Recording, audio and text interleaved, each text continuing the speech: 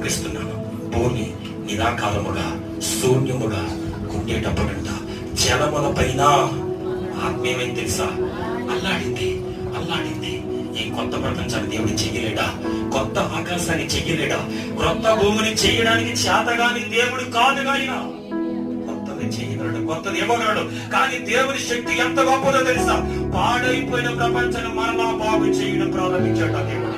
పాడైపోయిన శూన్యములు వేలాడుతున్న సమస్త ప్రపంచములు కూడా నిరాకారముగా మారిపోయిందండి, శూన్యముగా మారిపోయిందండి.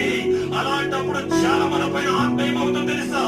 అల్లాడుతా ఉన్నది, కదలడం ప్రారంభమవుతుంది. దేవుని శక్తి ఎంత గొప్పదో తెలుసా? దేవుని ఎరగడం అంటే తెలుసా? నిరాకారమైన మన జీవితాలలో, శూన్యమైన మన జీవితాల్లో, పాడైపోయిన మన పరిస్థితుల్లో మరలా తిరిగి పునరుద్ధరించగలిగిన గొప్ప దేవుణ్ణి మనం కలిగి ఉన్నాము. స్తోత్రం చెప్పండి.